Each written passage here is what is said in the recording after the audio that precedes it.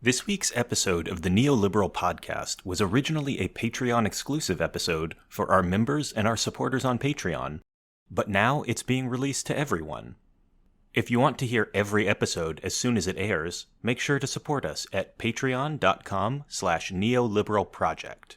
Or you can become a member of the project at neoliberalproject.org/join and join a chapter near you.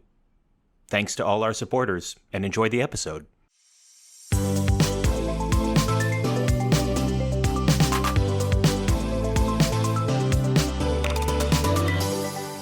Welcome, everyone, to another episode of the Neoliberal Podcast, part of the Progressive Policy Institute. I'm your host, Jeremiah Johnson, and this week's episode is on climate policy. If you've listened to this podcast before, you know that there's several climate policies that we're big fans of. We think it's a good idea to promote electric vehicles, for instance, and that the faster electric vehicles become dominant in the marketplace, the better. We are big fans of a carbon tax, and think that carbon is an externality that needs to be taxed because it has a negative effect on the world. But how easy are these policies to actually implement? Is it really as simple as just tax the carbon and that's all you need to do? Or is it more complicated? And if it is more complicated, what are the trade-offs? And how do we actually implement these policies in the best way so that they have the greatest effect? That's what we're talking about today. Joining us are two climate analysts and two writers on climate policy from the Niskanen Center. First, we have Kristin Eberhard, who is the Director of Climate Policy at Niskanen. We also have Pomerleau, who's the Research Manager for Climate Policy at Niskanen. So, Kristin and Xuting, welcome to the program.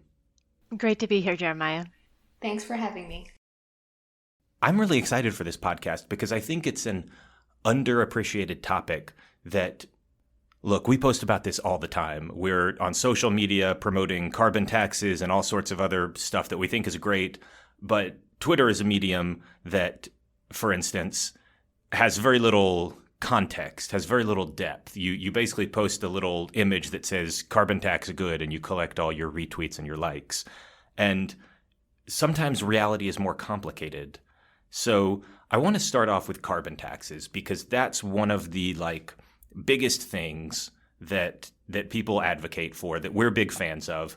But it seems like there are sometimes conflicts between carbon taxation and other things that we think are good policy. For instance, free trade. If you have free trade, then it's pretty easy for someone to just say, well, I'm going to make this carbon-intensive thing in somewhere that doesn't have a carbon tax and import it to your country. There are ways to get around that. People talk about carbon border adjustments, but those come with their own sets of complications. So I guess I'll kick things off by just asking, on a fundamental level, do you think there's any conflict between free trade, which is something a lot of economists like to promote, and carbon taxes, which is also something economists like to promote? Yeah, I can share my thoughts first. Thank you, Jeremiah. So I think a carbon tax by design is not a free trade policy because the goal of a carbon tax is to discourage consumption of fossil fuels and really shift resources and investments to clean energy technologies across the economy as fast as possible. So I would say that, a unilateral economy-wide carbon tax with the carbon border adjustment is not strictly free trade policy by design. However, I would like to point out that there are ways to make sure that a carbon tax, a border-adjusted carbon tax, is well designed, that it's not protectionist or punitive measure. And I guess I should clarify for those people who might be wondering, what is a border adjustment? Because carbon tax is pretty easy. It's a tax on carbon. A border adjustment is essentially like a tariff on carbon from other countries. If you import something that was produced and emitted carbon into the atmosphere, then it's like a tariff on that carbon. Is that basically what we're talking about? Yeah, so I think there's quite a lot of misunderstanding and misconception of what a border adjustment is. So, like, take the example of a carbon tax. If the United States were to have a carbon tax within the country, companies might have incentives to shift their production facilities overseas to avoid paying for the tax. In the tax policy and climate policy world, we typically call it carbon leakage. So prevent this potential carbon leakage, we would want to implement a border adjustment with the domestic tax. Now, the border adjustment has two critical components. One is to levy taxes on imported goods, so that's the tariff that you just talked about, Jeremiah. Another critical component is export rebate.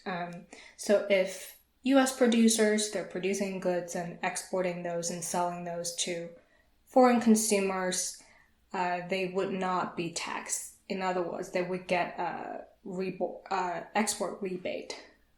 So with a border adjustment, a carbon tax is basically taxing based on consumption instead of production. Producers, they would be agnostic to where their production facilities are, whether they're producing overseas or within America. If they want to sell to American consumers, they would be subject to the carbon tax. And I'll just chime in to say, as Shuting said, the idea of a well-designed carbon tax plus border adjustment is not to be protectionist or to hamper trade.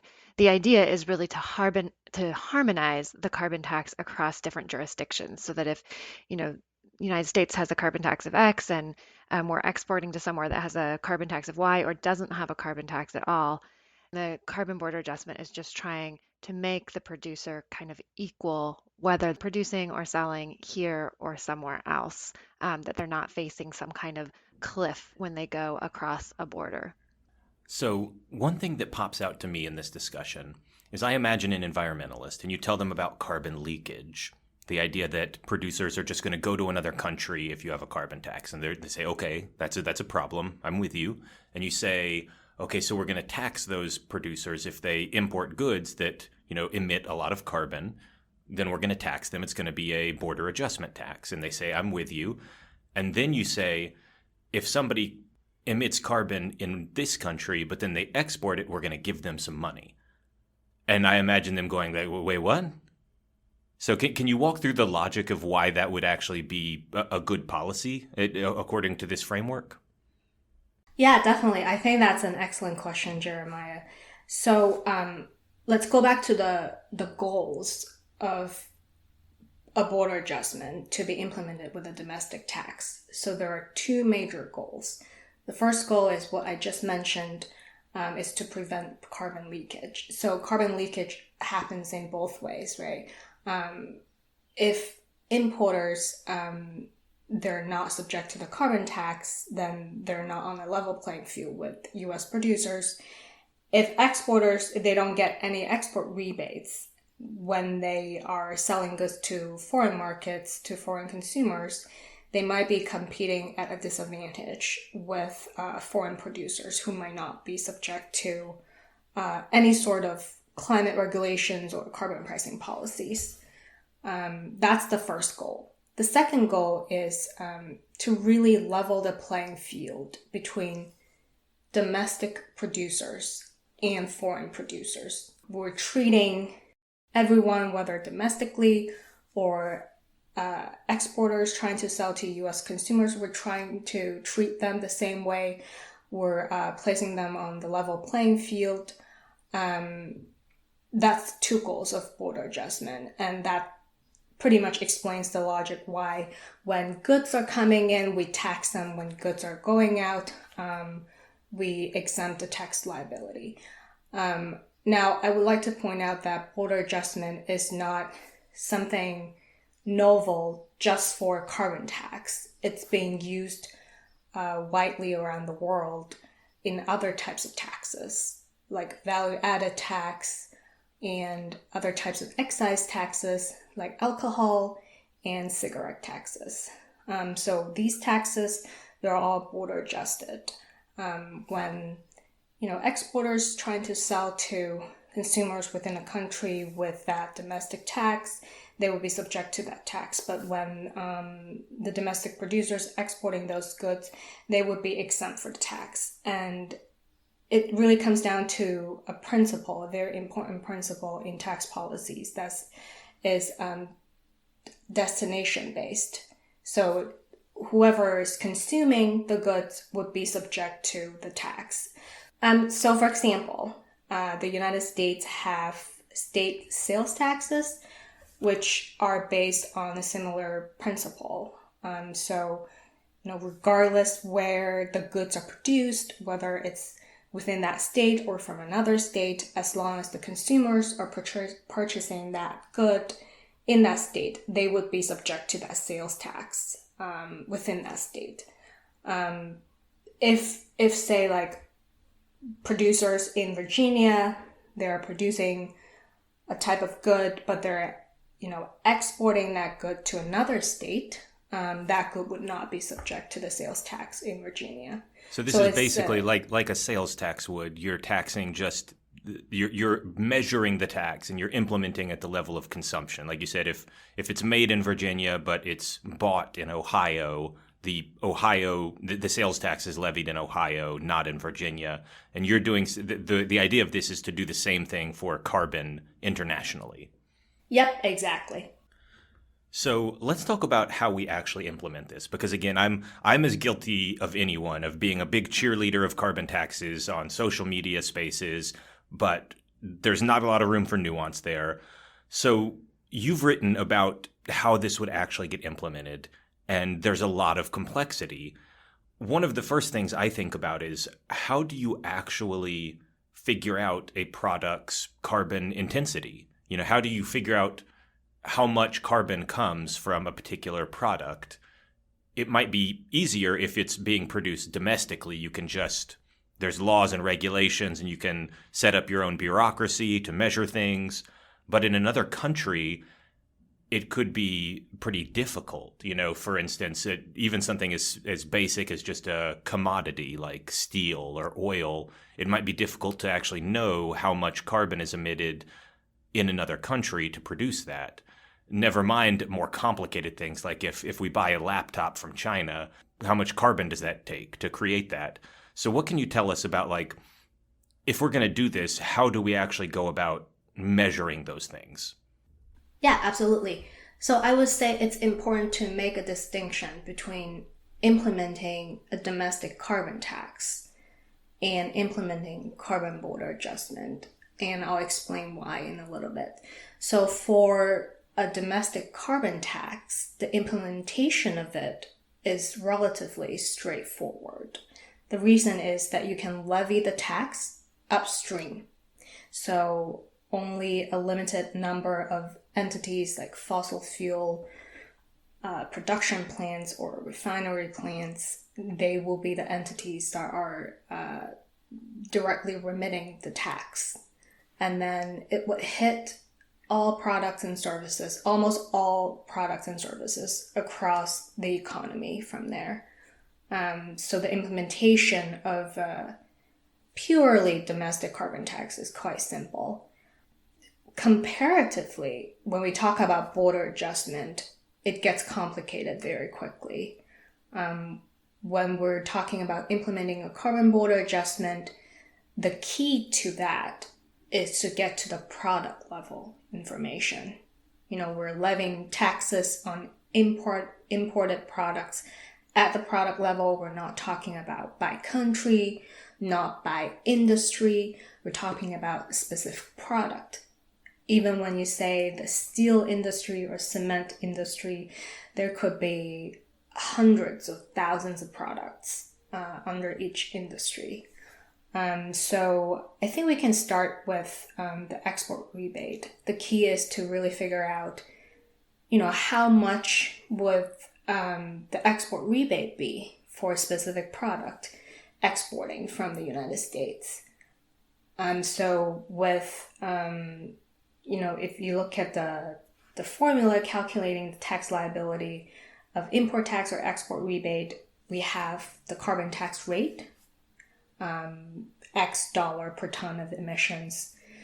And the really challenging part is to figure out what are the emissions, how many tons of emissions have been embedded in producing specific product. So with export rebate, as you mentioned, we can set up framework reporting systems in the United States to track additive emissions along the supply chain.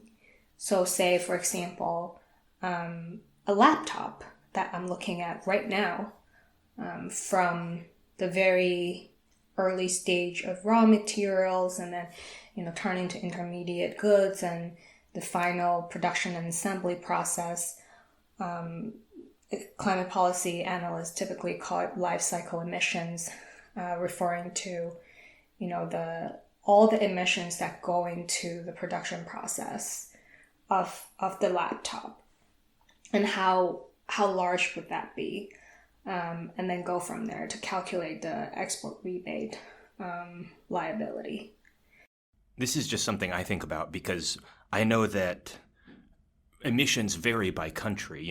One of the things we've had somebody on to talk about Russian natural gas recently, because obviously it's a big topic right now. Can Europe get divorced from Russian oil and gas? That's not just climate policy anymore. Now it's also geopolitical policy. And one of the points that's made about Russian natural gas, as opposed to natural gas from the United States, for instance, is that they have much, much higher emissions because their environmental standards are much worse. And in fact, they actively lie about how much methane, for instance, leaks out of their natural gas pipelines. Is there any reliable way to kind of measure that? Or are you basically having to make an estimate and guess what you actually are emitting in some of these various countries? Yeah, sure. So I just talked about the export rebate part, and now it comes to the very tricky part, which is the import tax. Figuring out how much import tax we should levy on a specific product from a foreign company in a foreign country. That's very tricky because first, carbon emissions, unlike sales prices or salaries, like other tax bases of other types of taxes, they're not really readily observable. So you'll have to find a way to, I look at a mug, a cell phone or a laptop, you will need to find a consistent, standardized, reliable process and reporting framework to assess the emissions from a specific country. One way you could do it is really to have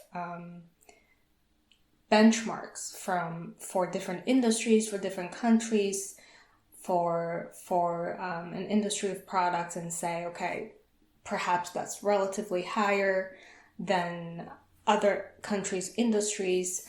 But the challenges here is data reporting and validation. How would you go about incentivizing foreign exporters to report their emissions? What if they don't have the capabilities to do that? What if they underreport their emissions or just report fraudulent data?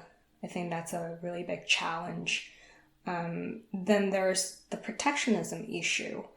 I've seen proposals going around with carbon border adjustment. Typically, what these proposals are trying to do is to just assign one benchmark per country. So say China and India and Russia, they're very carbon intensive. So for example, if there are goods coming in from these countries, we would assign a benchmark, say for example, 3 times or 5 times higher than what we're taxing domestic consumers in the United States. I think that gets complicated quickly and would be interpreted as protectionism, because you're not really looking at a specific company's product, looking at the emissions data of that and say, okay, it is indeed more carbon intensive. You're just trying to treat countries very differently, and that would really violate the WTO's non-discrimination rules. One way to go around all of this, and this is not a silver bullet, it might not be perfect, but one way to go around all of this is a like product approach.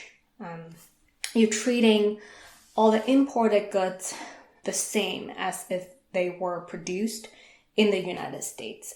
So say for a sheet of steel coming into the US, you would treat it as if it were produced in the US, and you will tax them the same way, even though you might be missing some of the extra emissions that more carbon intensive foreign producers they're producing. I think it's really a trade-off between the ease of administrative burden to really trying to get an accurate measurement of emissions, because that's very difficult, at least at this point right now, when we don't really have broad emissions reporting and measurement framework. Yeah, I mean, my only thought is the example in the United States, of course, we have subnational carbon prices at the moment. So we have several Western states and Eastern states that have a carbon price in effect, and they face less of a challenge than kind of the international reporting and verification, but there is still some challenge in figuring out, like, how do you know exactly how much carbon is going into the air? And one of the ways that they've dealt with that, which Shuting mentioned, is to have a high default. So if a facility is not able to follow the whatever the standard way of verifying their emissions is, then they default to a certain value that is high for that industry as a way of motivating them to actually go through the verification process. And as Shuting mentioned, at the international level, that faces some additional problems, that if you're assuming too high of a default or assuming it too broadly, that it becomes more protectionist. But there is kind of there is a precedent for saying, if you can't go through a sufficiently strenuous verification process, we're going to assign you a default that's high as kind of a stick and a carrot to get them to go through the process of saying, this is exactly what we are emitting. I think that's a great point, and I think it speaks to the trade-off that Shuting mentioned, which was you want both perfect accuracy and for the process to be really easy and really transparent and to not have a lot of administrative cost. You can't have both, probably. You're never going to get perfect accuracy and low administrative costs, so you've got to sacrifice somewhere. One of the things I wonder about is, should we even be targeting all products, or should we really just be targeting a handful of industries? The oil industry, the natural gas industry, steel and aluminum, and kind of very easier, I guess, to measure products like that. Is this one of those cases where if we hit the top 20 industries, we're capturing like 90% of emissions? Or do we really need to put a carbon tax on everything and really do the work to get it all done there? Like, how do you think about that trade-off? Yes, that is an excellent question. And I would say ideally, we would want to have a broad-based carbon border adjustment. In the initial implementation phase, you could just hit a couple of very carbon-intensive sectors like primary materials such as steel, cement, fertilizer. But eventually, hopefully, in the not too distant future, we could implement a broad-based carbon border adjustment. The rationale for that is a lot of the upstream carbon-intensive materials, they go into the production processes of final consumer goods. Like if you look at a car, It's made out of steel, aluminum, and other carbon-intensive materials. If you only border adjust, say, the upstream raw materials, but not the final consumer goods, it potentially create incentives for companies to go around the system and game the policy. And I'll give you one example, which I mentioned in one of my paper, the administrative cost of a carbon tax. So for example, if we were to have a carbon tax in the United States with a narrow-based border adjustment, meaning we only border adjust a handful of carbon-intensive goods like steel, aluminum, and cement, but we don't really border adjust cars, laptops, or any other types of final consumer goods, then a U.S. exporter of automobiles, for example, might have incentives to export the steel. Say for example, if this company has a pretty wide and integrated vertical supply chain, it owns some steel production plants and also automobile manufacturing plants, it might export the steel, get the export rebate, use that steel to produce an automobile in a foreign country, import that back into the United States. But that car would not be subject to the U.S. carbon tax because this industry is not covered in the border adjustment. So this is one of my favorite things, by the way, when I'm talking to economic policymakers is, if you ever study economics, one of the first things you learn is people respond to incentives. And whenever you propose a policy, you have to think about what incentives am I creating and how are people going to kind of try to game the system here? And it's, this is what we're talking about, right? Yeah, exactly. And, some people might argue that a majority of the emissions occur upstream of the supply chain. Therefore, we don't really need to worry about the final consumer goods. But, if addressing climate change and incentivizing decarbonization is really our goal, and we want to do it efficiently and within a really quick timeline, I think we need to think about how different companies or producers, they might react to different design of policies and what unintended consequences that might lead to. All right, so I have one more question here on carbon taxes, and that is, how does all of this work when you're dealing with other countries who do not have a carbon tax versus countries who do have a carbon tax? I can imagine, for instance, a Canadian listener saying, hey, look, Canada's already got a carbon tax. Why are you double taxing our carbon? If we're taxing our Canadian oil and we're already doing the carbon tax on it, and if we want to ship it into the United States, you're going to double tax the carbon? That's not fair. How do we adjust for things like that? Does a border adjustment on a carbon tax take into account someone else's carbon tax?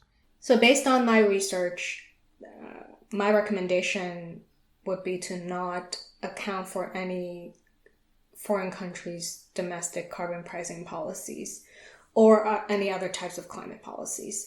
First, the goals of carbon border adjustment is to prevent carbon leakage and to level the playing field between domestic and foreign producers. It's not to, harmonize any climate policies or carbon pricing policies across countries. The beauty of a border-adjusted carbon tax is you don't have to negotiate a global carbon price floor like the IMF proposed sometime last year.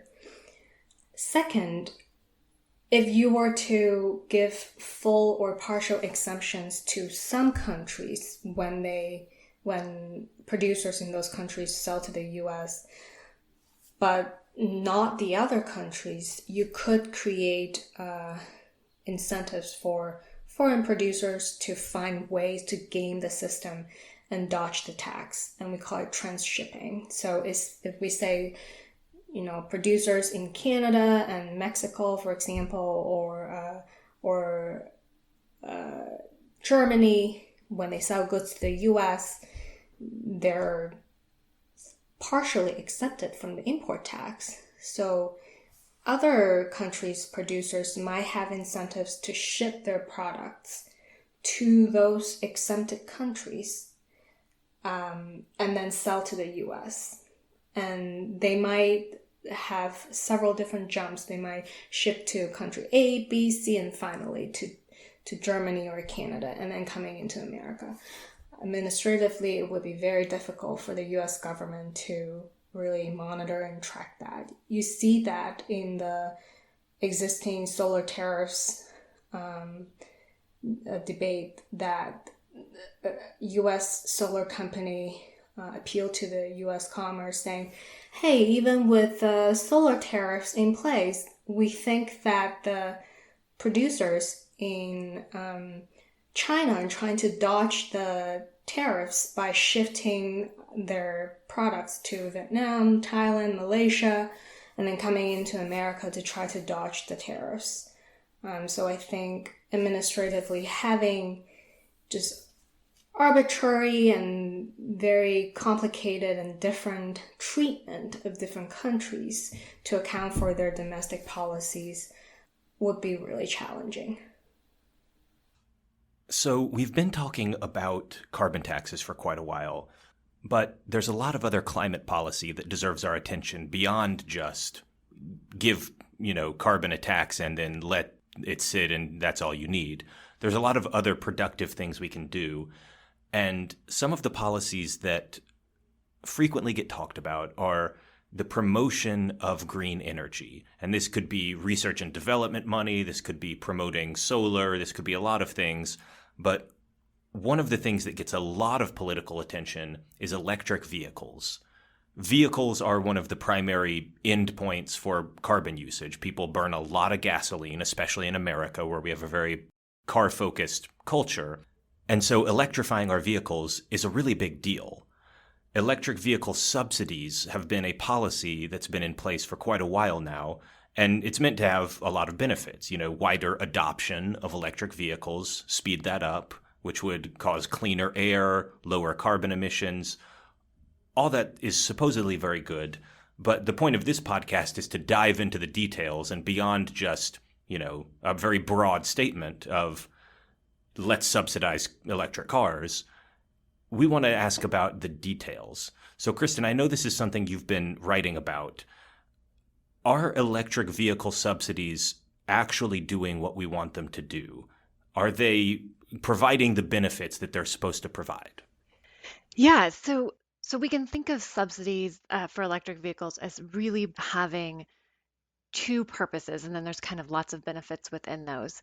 So one is pushing this new technology up the learning curve so that it becomes cheaper and easier to make. The more that a producer produces these electric vehicles, the more that they learn about how to do it, and it gets cheaper and easier. So the subsidy is saying, hey, this is a new technology. It hasn't yet had the chance to have the 100 years of experience that gasoline-based vehicles do, and we want it to move up that learning curve faster so that we can get them out onto the market more quickly and more cheaply. And then the other kind of, broad categories, the reason, a lot of the reason that we're doing this is because of climate change. And this is really a crucial decade. The most recent IPCC report says if we don't take significant action right now by 2030 to get our emissions globally down to about half of where they are, that we might blow past our chance of stabilizing the climate at 1.5 degrees of warming, which is still warming. There will still be floods and droughts, but it could be even worse if we don't take that action now. So when we look at this United States policy, we say, okay, so we're trying to get this new technology up the learning curve and to quickly replace gasoline this decade so that we can reduce our emissions. So how well is this subsidy doing? So it is, in fact, getting more vehicles out on the road and getting manufacturers the experience of making the vehicles and pushing them down the learning curve. So it is helping, but it could really be doing even more. So when we look at who those subsidies are going to, they are going to people who, in a lot of cases, would have been buying an electric vehicle anyway. And the idea of the subsidy is that you're actually expanding the demand for electric vehicles.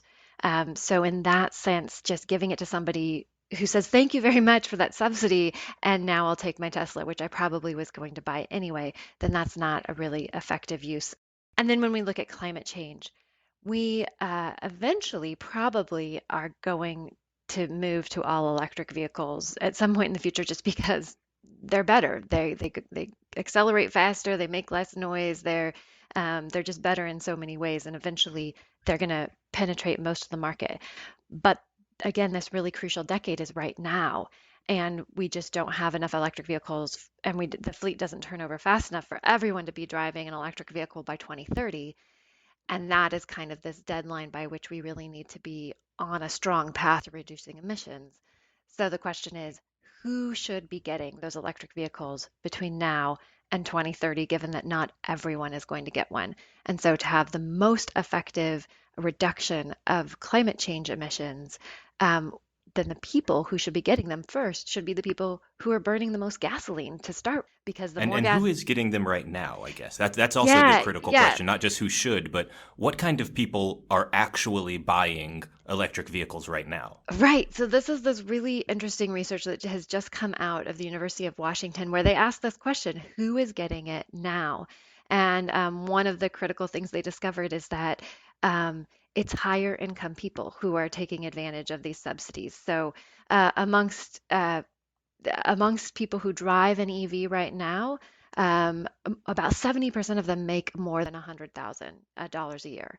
And that is not a subset of the American population overall. Most drivers, only about a third of them make that much money. So these electric vehicle subsidies are disproportionately going to wealthier households. And in addition, these EV drivers who are taking advantage of these subsidies, they don't drive that much. They're driving much, less than average, and certainly not as much as the heaviest users of gasoline are driving. There's another way that we can look at this, and that is thinking about. So, in addition to climate change, there's kind of this other benefit of right now, as we see gasoline prices soaring, being able to have access to an electric vehicle, if you do have to drive a lot, driving an electric vehicle means that you're going to be less dependent on that gasoline, and that's going to impact your household budget less. So for most Americans, gasoline is around 2 or 3% of their household budget. But then there's this subset of users who have to drive a lot for whatever reason, and for them, gasoline is more like 8% for sort of the top 20% of gasoline users. And then amongst that group, those who are lower income, gasoline can be as much as 20% of their household budget. And so for those people, being able to have access to an EV can make a huge difference in the pinch that they're I think feeling. that number would shock a lot of people listening to this podcast because if I'm being honest, look, the people who listen to us are very much probably part of the coastal elite set. They are And more we have, likely to be EV drivers, probably. probably. And look, we have actually a pretty diverse set of listeners geographically. We have listeners in all different countries, and I've looked at it's all 50 states. And so thank you to everyone who's listening, even if you're in rural Montana or wherever. But we probably over-index on, big city people who don't drive a lot, who like public transit. And I think it would shock them to hear like people are spending more than 10% of their budgets on gasoline, much less 20%. That 20% is unfathomable to me.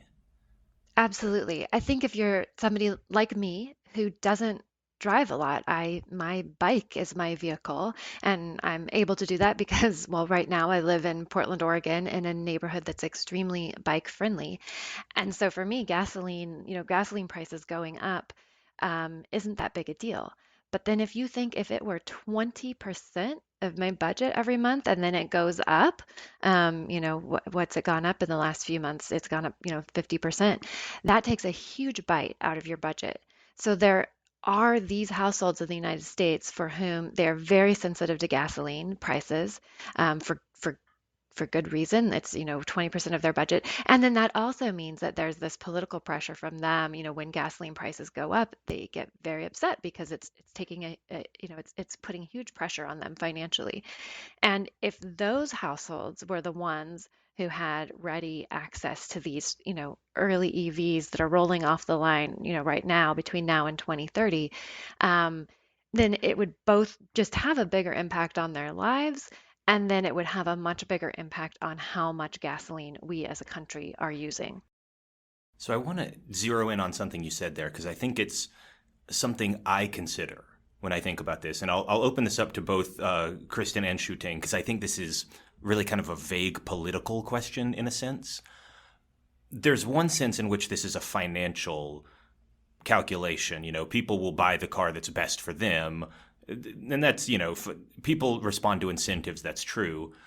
But there's also a sense in which sometimes this is political. You see some of the people who have the least incentive to buy an electric car buying them frequently because it's politically progressive to do so.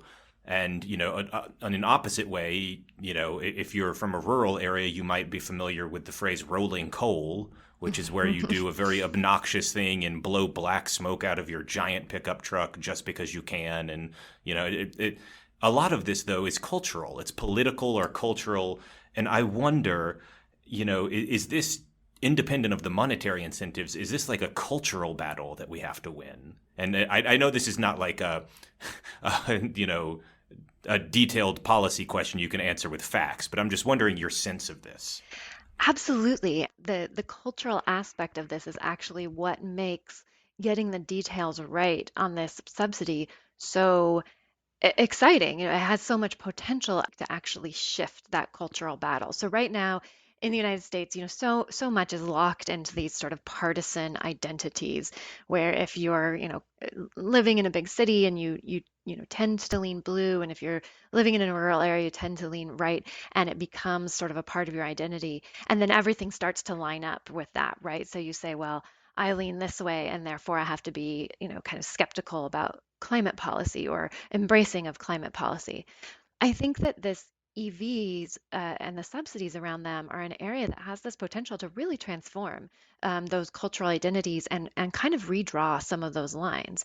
And the reason is this, that the people who are driving the most or burning the most gasoline look like a cross section of the United States, whereas the people right now who are driving EVs, who are buying those EVs and taking advantage of those subsidies, really look very blue. They live in cities, they're wealthier, they're more cosmopolitan. And so they then are driving the cars and then they're going around. One of the benefits of having these subsidies is you get people into this early technology and then they see how great it is. And then they go and tell all their friends, hey, look at my EV. And, did I tell you that it's 0 to 60 in 8 seconds? And then all their friends get excited about it. So right now, that excitement is brewing only in these kind of, urban, wealthier environments. And if this subsidy could attract some of the people who are burning the most gasoline, who often are driving bigger cars. There's actually another study that came out of University of Michigan showing that you get the most bang for the buck if you're replacing a light-duty truck instead of a smaller car with an EV. And with Ford's new F-150 Lightning coming out, that's now a possibility. So if you get these people who are living in a more rural area, or who are driving a lot for their, maybe they own a small landscaping business, and so they have to drive their truck around to different work sites all day, and you get them into an electric vehicle, and then they start telling their friends, oh my gosh, look at this is so great, and I'm saving so much on gas, and there's, I don't have to maintain it as often. Now all of a sudden people start in different parts of the country and different types of communities getting excited about EVs. And maybe that then starts to soften some of these identity barriers where they don't feel so much like climate change is not about them, because they feel like, I love my EV, and if that's a solution to climate change too, then I'm all for it. And maybe you start getting just really a different culture around it just by the fact of these EVs going to people who could really, really benefit from them. It's funny, I've got two quick thoughts there. The first one is just that I find it interesting that Elon Musk has become a right wing sort of almost cultural figure in that he just seems to make progressives on Twitter very angry all the time. And I've actually seen some people say that's a good thing, that they want Tesla to become like conservatives buy an Elon Musk Tesla to own the libs or something. That's the best thing that could happen here. But the second thing I think is I'm wondering, Shu-Ting, do you see any similar political implications from the carbon taxes or carbon border adjustments where this might have different impacts, rural versus urban, or it could be pitched in a certain way to kind of bridge a political divide? Is that something you've ever considered for the carbon tax issue? Yeah, absolutely. I would say that the political aspect or the policy messaging aspect of a carbon tax is really important. You see a lot of criticism of a carbon tax. Mostly they're focused on, it would increase consumer prices, have disproportional impact on low-income households. So there are ways that you could design a carbon tax to go around that. One way is to use the carbon tax revenue to rebate to some of these low-income households to cancel out the negative impact. And I think it would be really helpful for policymakers to really think about the narrative and messaging when they're trying to sell a carbon tax to their constituents. One way that's really helpful is to think about what could be the alternative, right? The alternative could be which is a hodgepodge of regulations, mandates, and standards. I think the beauty of a carbon tax is the distributional impact of the tax is very transparent and straightforward. Tax policy professionals and policy experts, they've come up with all these scoring cards and metrics to evaluate the tax's distributional impact across different levels of earners. And when you see the clear distributional impact, you could find ways to mitigate that. Now, when you look at the distributional impact of regulations and, say, mandates or standards, or even subsidies, it's unclear. I've done some research on this area. There's basically very little study or impact and assessment on how specific standard or clean energy mandate, how that would impact different levels of households.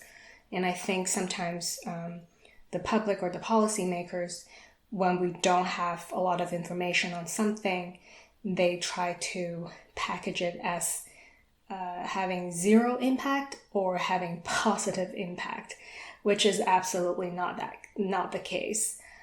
So I think when we talk about carbon taxes, yes, it's by design to, increase consumer prices for the fossil fuel carbon intensive products, encourage shifting to cleaner energy sources and technologies.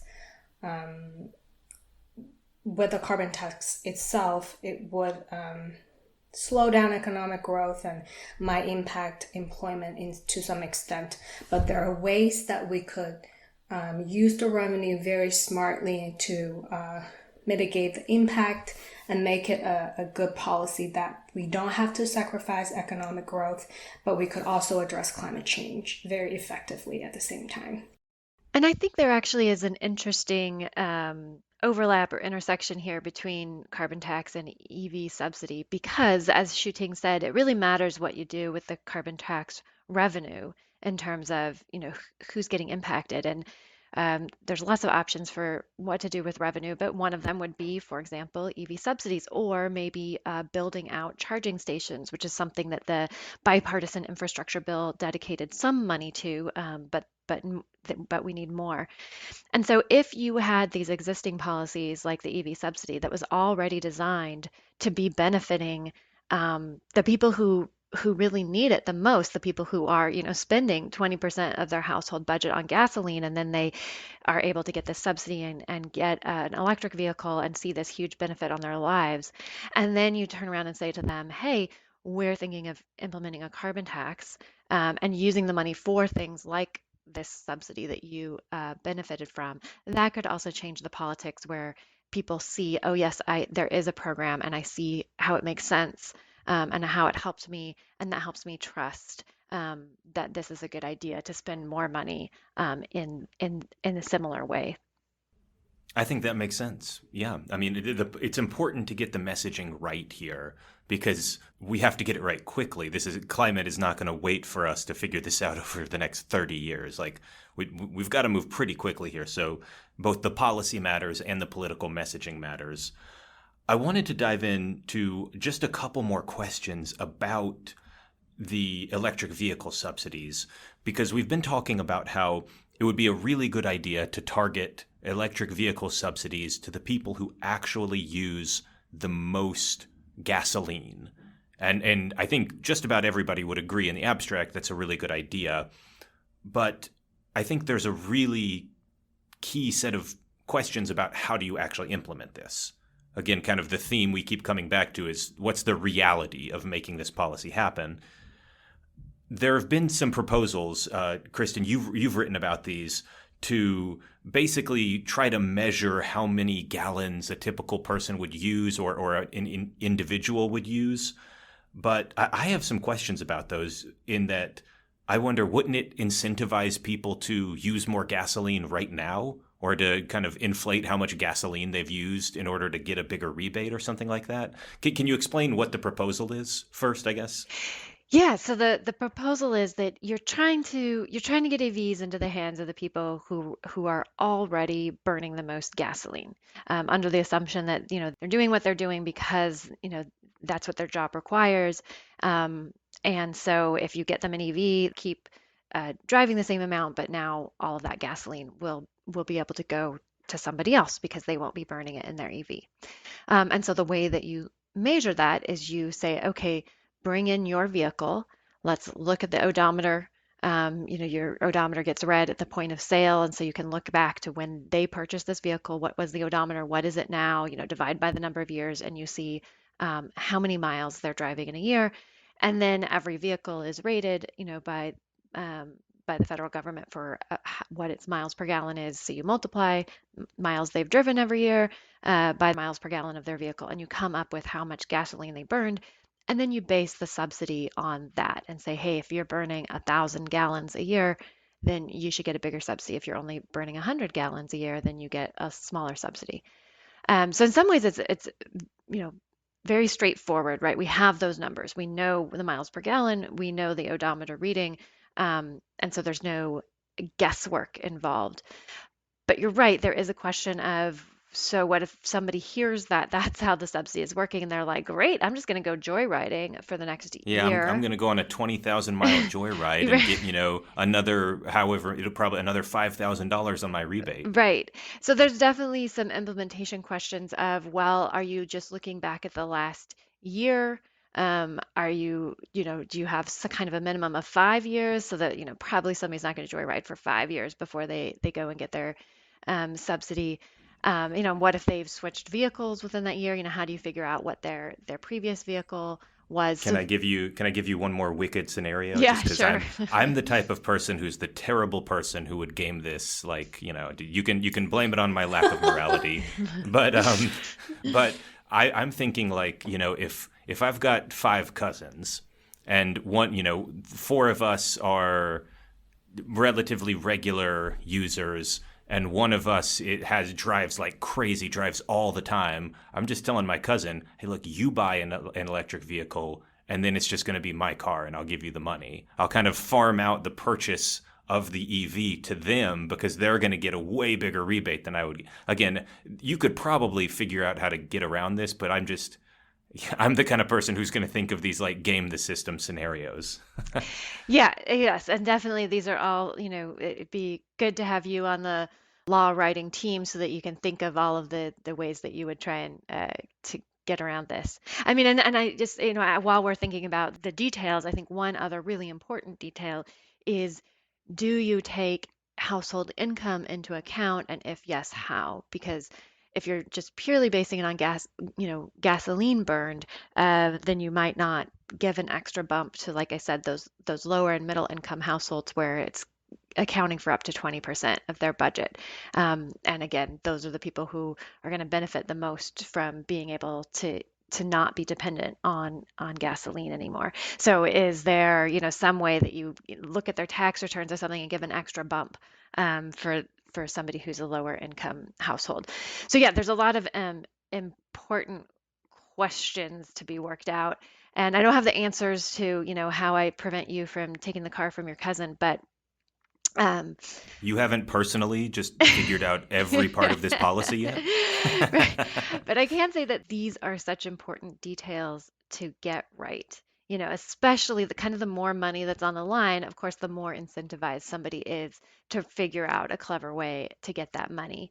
And so, so really sitting down and thinking through a lot of these scenarios and figuring out, okay, what is a good amount of time to be looking at the gasoline burned so that we're not incentivizing somebody to go on this quick joyride in the last month before they come and turn it in, versus what's too long and just becomes impractical. I mean, this is sort of similar to the trade-off that Xuting was talking about, with the verification being very thorough versus not being so onerous that it's really impossible to complete. So similarly here, you want it to be tight enough that it's not easy to game, but also easy enough that somebody is not going to be deterred from coming and getting their EV subsidy because it's just like too hard to figure out how to get it.